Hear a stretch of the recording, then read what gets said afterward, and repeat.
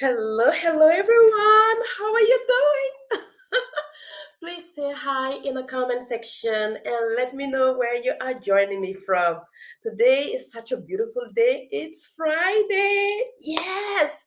And please don't feel shy. Just let me know where you're joining me from. Today I have an incredible guest with me who is going to give us so much insight around neurodiversity. That's why the title is Unlocking Minds, right? And navigating neurodiversity for inclusion and excellence. All right, for those of you who don't know much about me, my name is Flora Basie. Hi, I am a digital accessibility expert as well as founder at Lenoratech. And Lenoratech is simply a company with the mission and vision to help leaders and professionals in technology making digital product inclusive and accessible to everyone. And that include people with visible or invisible disability. But enough about me. Let's talk and bring to the stage the beautiful Sarah Taylor. She is gonna give us more insight and we can start the conversation. All right. Hi, Sarah. Hi, Flora. How are you? I am fantastic. I am super thrilled, excited, and happy to have you today. I'm so pumped. I'm so pumped to be on your show. Thank you so much for coming over. One question I would like to ask you first is really, can you introduce yourself to the audience and tell us why are you passionate about what you're doing in the realm of neurodiversity and so much more? Anyway, I'm not dropping any nuggets. Let me know who you are and why this passion. For sure. So, my name is Sarah Taylor. I am a neurodiversity evangelist, I call myself, but I just love to speak about neurodiversity and help companies have more inclusive practices. So I sort of come to this work. My background is as a psychometrist who specialized in autism. So earlier in my career, I was very captivated by autism and its differences and how to best serve children who had autism. I did that work for many years, loved what I was doing. And eventually, about 10 years ago, moved into a role where I was serving adults. I guess one of the things I noticed about autism was that we had all of these wonderful services being developed for children, and everybody talked about autistic children and how we could serve them. And then I one day realized that, except for Peter Pan, every child eventually becomes an adult. And then what happens? And so I started to just wonder about employment, work, some of the people that I had served in the past, what did their lives look like now? And so that sort of launched into some of the work that I began doing. So I wear one hat where I help autistic professionals find and maintain employment. So I run an accessibility program called Spectrum Advantage out of here, Calgary, Alberta. We have had the opportunity to serve more than 200 autistic adults in getting employment and keeping employment. And our specialty is really with autistic professionals. So a lot of the people we serve are very bright people. They might have PhDs, master's degrees, and have dedicated a lot of their life to academia and then maybe struggle with the social nuances of getting employed and staying employed. So that work was very important. And as I did that work, I got in touch with more and more companies who were interested in hiring people who were maybe differently wired but didn't know how to do that. So that sort of launched some of this neurodiversity work. And I also run a HR consulting company that provides neurodiversity support to organizations. Oh, this is fantastic. I love the just understanding how the passion came to you and the years of experience that you have had in this field, understanding from childhood, if I may say that way, at least. I think I can say it that way, from childhood to adult. But I see Kirsten who said just hi, happy Friday. Hi, Kirsten. It's so nice to see you. Again, if you are joining me at any point in time, please just say hi. If you have any question, do not feel shy. Trust me, there is no wrong answer. And here is the platform called Diverse Perspective. So we are still going to hear everything you say, so do not feel shy. I see also Pavan that say, hey, Sarah. Hi, Bev. There you go. So don't feel shy. Please say hi if you have any question again, or if you want to comment on something, just drop your comment. I promise you, we can see that live. But just to go back, Sarah, because not everyone is familiar with the term neurodiversity, and you also mentioned autism. Can you Yes. kind of give a little bit of what fall under neurodiversity and explain a little bit of autism as well? Because not everyone relate or understand it, and that's probably why everyone feel confused about do we even hire people with neurodiversity, and what are we supposed to do, right, Mhm. in terms of creating success and excellence. But yes, if you can define those words for us, that would be fantastic. Absolutely. Absolutely. So autism differs to a neurological condition that's just actually a different way of developing skills and information. We look at like three main key areas of differences, which is a difference in communication or language development, a difference in social skills and social development, and also sometimes differences in sensory processing. So we see that sometimes, and behavior differences. So maybe just orienting to things in a different way, needing things in a certain way. Sometimes when we have people who require things to be a certain way in order for them to be able to focus. I know a lot of people might refer to like obsessive compulsive disorder. Sometimes that's a part of a neurodivergent profile, but not always. So I've talked a little bit about autism, but neurodiversity is a broader spectrum. Neurodiversity will include autism. It might include a term called I'm losing my words this morning. But All right. autism, Asperger's, people who were diagnosed prior to 2013 might have been diagnosed with Asperger's syndrome. And that is a type of autism that didn't include some of the language development earlier on, some of the language development challenges earlier on. So prior to 2013, we used to diagnose that as Asperger's.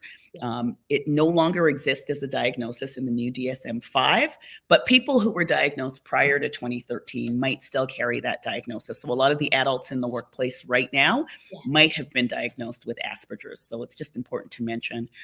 Also under that neurodiversity umbrella falls ADHD or ADD, which is attention deficit disorder. And again, used to be diagnosed sometimes as ADD. It's interesting because I always think back to when I was practicing as a psychometrist, we used to have this distinction between ADD and ADHD. We used to think that girls typically presented more with ADD, and that was, because they could be quietly inattentive. They would, look as though they were listening and sit quietly in the classroom, but their minds were a million miles away. And so it was an attention difference. And then with boys, we often saw the hyperactivity component where they would want to move around and run through the gym and need to get that energy out. Now we sort of have different subtypes of an ADHD diagnosis, but ADD no longer exists as a diagnosis, the current diagnosis. Other conditions that fall under that neurodiversity umbrella also include like Tourette's syndrome, so some of the like reading challenges and number change, so dyscalculia, dyslexia, all of those diagnoses sort of make up that umbrella of what we call neurodivergent differences. So, yeah. It's amazing to understand the nuance and the difference. And I know for sure, as I have been talking to a lot of people with disability, for example, many of them also did mention that they didn't even know that they had a disability, until they were exposed to the information or exposed to someone else. So I think that most of them felt like it was just a preference or a lack, right? So Absolutely. I'm pretty sure there's a lot of people who that do not even know that they have a disability, right? They Absolutely. just venture in life understanding that, oh, I'm not able to understand that part, but that's just me. It's personal. While it's not always personal, it could be that you have a disability that you're just not aware of. And I Absolutely. think someone told me among the community of people with disability, 70 to 80% of people with disability have an invisible disability. When I talk to business owners and leaders, they're like, oh, we don't have any client with a disability. Did you 100%. know that 70% of client may have an invisible disability? That is something to hear. And you mentioned so many categories under the neurodiversity, which I believe some people in the space might be aware of. Some people who are not in the space will be like, wait a minute, what is even dyscalculate? Gosh, that word Dyscalculia. is Yeah. because I know Cher has it. Cher, the singer, she Mhm. mentioned that she has say that again, Calcula. Dyscalculia. dyscalculia, and Yeah. also she has a learning disability. But most people don't know about it, about her. You looked at her, she has an invisible disability. Yeah. Please, audience, have you ever met a person with an invisible disability? If yes, can you just tell and share what invisible disability you've seen out there? And please, this is just to help us engage with you and know that you are full in the conversation, because I was surprised. There are so many. But what is your thought, Sarah?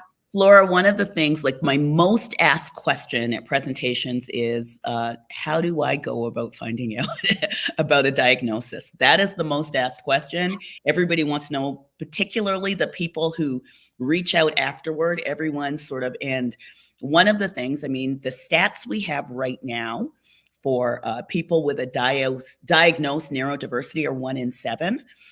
1 in 7 people, but that is typically refers to people who were diagnosed in childhood. One of the things we're seeing most often now is people being diagnosed as adults. And one of the like ADHD, especially after the pandemic, in the wake, I think, of some of the things we've been through, a lot more people are noticing their neurodivergence, are pursuing diagnosis and learning techniques to help them get through some of the expectations of employment. So, Yes. yeah. This is so good. I see a few comments. Let me read some of them before we move forward. But please feel free, as always, drop your comment. I promise, like I said, we can read them. So Bhavan said, being at Spectrum Advantage, I can definitely vouch for her passion and support. He's talking about Sarah. I got the right person here. Thank you, Bhavan. Thank Uh, you. I see Andrea who said happy Friday to you all. She's so happy to learn more about this topic and learn more about Sarah and her passion. Oh, thank you so much, Andrea. Oh, we have good people here. Yeah. Bhavan said to the question about invisible disability, he mentioned an example. Color blindness is one that is not talked about enough, and that's so true. And there are a lot of people who color blindness. As a matter of fact, I met a friend. He's colorblind, and someone asked him, well, if you can't really dissociate greens and red, how do you know what's green, what's red when you're driving? You're And he said, stopping at a red well, light. Yeah. he's focusing on a position. If he Yeah. sees the luminosity of one of the position, that's how he knows which one is red, which one is green. Wow. Not always ideal. If you change country and the position is different, Exactly. that can create Exactly. problems. Yeah. Oh my I know goodness. that Bobbin is really, who's on, is really passionate as well about digital accessibility and does website audits and talks a lot about that. And he himself is neurodivergent. So, yeah, lots of passion for that topic and for that group. Definitely. I see another Fibromyalgia, person. Yes, fiber my light. My there you go, my tongue. myalgia. Yeah. Fibromyalgia. Which is From Beverly. Thank you for sharing, Beverly. I see Kirsten say invisible illness. Yes, chronic pain sometimes can, yeah, invisible. She mentioned a few of them. I think Meniere's disease and dysautonomia and aphasia. Oh, yes. There are so many of them that sometimes we are not even able to bring to our awareness because we're Mhm. not exposed to the right information sometimes. And for me, when I'm speaking again with the business owners, they all feel like no one has a disability. Right. That's a mis that's a misunderstanding. There are Mhm. so many people with a disabilities. I 100%. see Patsy said working in post-secondary secondary settings, information processing difference often go unnoticed. That's so true. And only surface later in life when student needs to go beyond rote learning. Ooh, you probably can talk about it, Sarah. So true. Patsy, it's so true. Like that so often that if you keep somebody in the same environment, then you don't see sometimes, some of the holes in their learning or differences in how they process information in development. I'm going through a similar situation actually with my mom. I took her to an audiologist earlier this week, and I was saying that my mom has diminishing eyesight, and I was saying that since we've seen these eyesight changes, we've also noticed a big difference in her hearing. She seems to mishear a lot. One of the things the eye doctor said was that she was probably compensating with her eyesight for years. So she was lip reading, watching what things were happening, and we never noticed that there might have been a difference in her hearing and her ability to process audio information, right? So I think that it's just an example, but I think that happens often with school settings, different types of learning. As long as you're in the same place, one of the things I see most often with a lot of the autistic employees who I have the opportunity to serve is that things go great at work for years, but then there's a change in management, a change in expectation, a change in duties, and all of a sudden everything shifts. So yeah, changes really expose some of the differences in our learning styles and how we process Definitely, information. definitely. And also depending, I think, on the disability type, some are more prone to, react very quickly into changes, like you said, like maybe a Mhm. person with ADHD or ADD, or even a person with autism who has to stick to some kind of routine. So changing might actually, trigger something and then it's more obvious compared to Absolutely. other thing.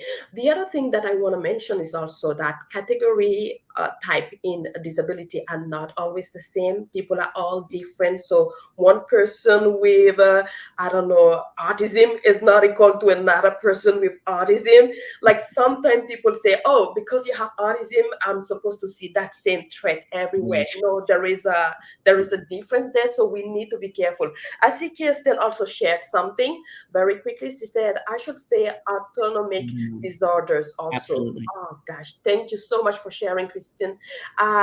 So another question that I have, because we have you here and we want to make sure that we have enough information before we leave this session.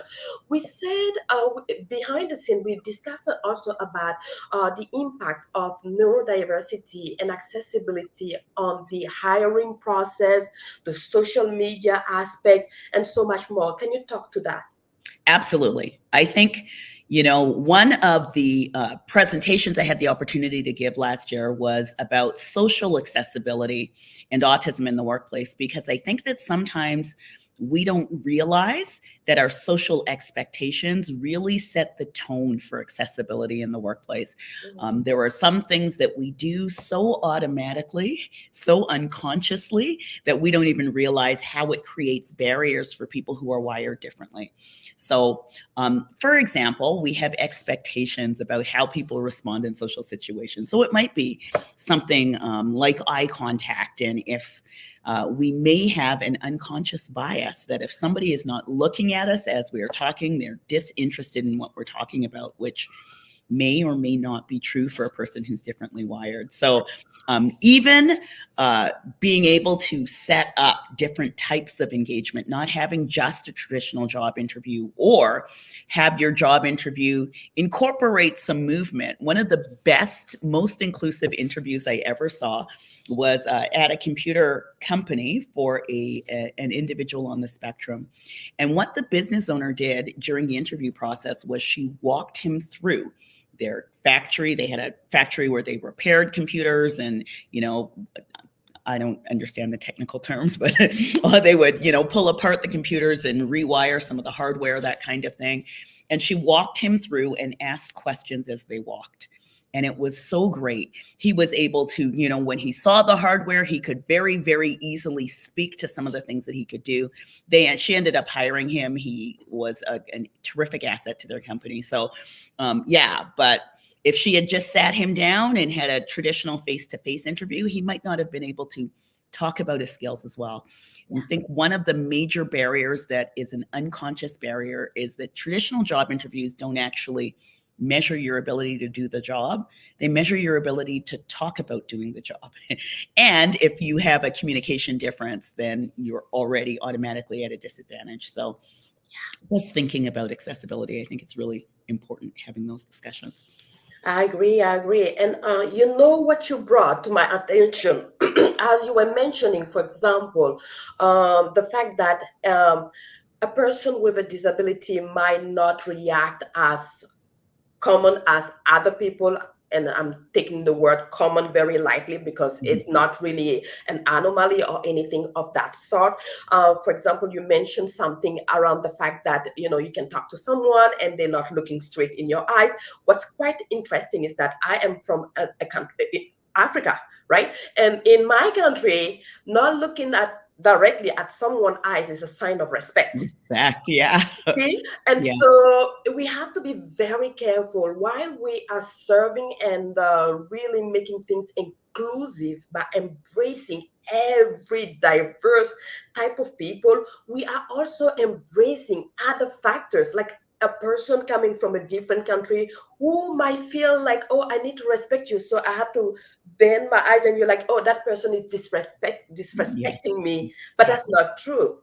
And you mentioned quite a few things that I think that once we really pay attention into what create inclusion in the work, and embracing other people who are really approaching things differently, we really are impacting people with disability, but also others who are probably based on culture, based on skin, based on other factors, maybe aging, or maybe a temporary disability. Like when we make things accessible for one group, we are really empowering more groups.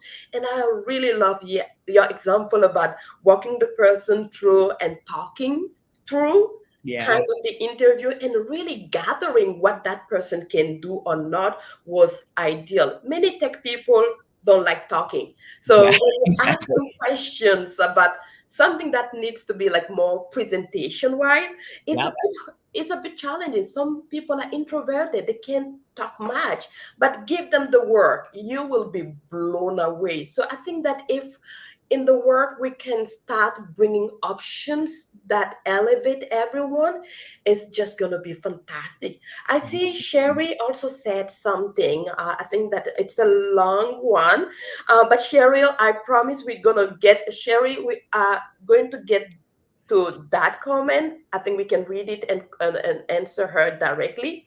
But she said the changes and feelings of uncertainty may be an addition for autistic individual. That is so, so true. Again, if you have any question, you have any answer, you want to share something, feel free to do that. One question I want to ask you, because time flies so fast, Sarah, it's already I 24 can't believe minutes. that. Yeah. I can't believe it. One thing that I want to know is a takeaway. How can people, leaders, professional, anyone interested in inclusion have a next step? What could be a next good step according to you based on your experience and your work?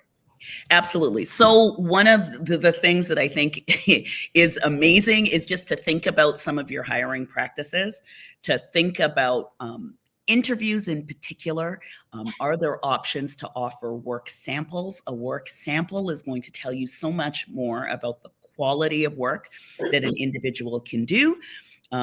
Look at providing questions in advance of the interview if those are requested, because of course that makes a huge difference for somebody who isn't able to think about answers on the spot, or might have an anxiety difference, or may carry a lot of excess energy in sort of put on the spot situations. Just having that option of having the questions beforehand. And also utilize professional help. So there are those of us out there, I call myself a neurodiversity evangelist, but a lot of the work I've done is to help corporations set up neuro-inclusive practices and understand what that might look like. And so, there are tons of agencies around that are invested in this type of work. Oh, I Utilize love it. professional I help. love it. I think that's so important. Having a good communication, it's so important, but also having or providing options might be even ideal. And you can Mhm. ask. I know sometimes company don't want to give a question ahead of time because they want to see how you process information. But trust me, companies processing information is not what leads to excellence all the time. It's a good thing to have, but most of the work that we do nowadays is not just about processing on the sharp or on this like a On the small fly, yeah. amount of time. Yeah. Usually, most of us, it could be different from company to company or work to work, but most of us, when we work, it's for a certain amount of time.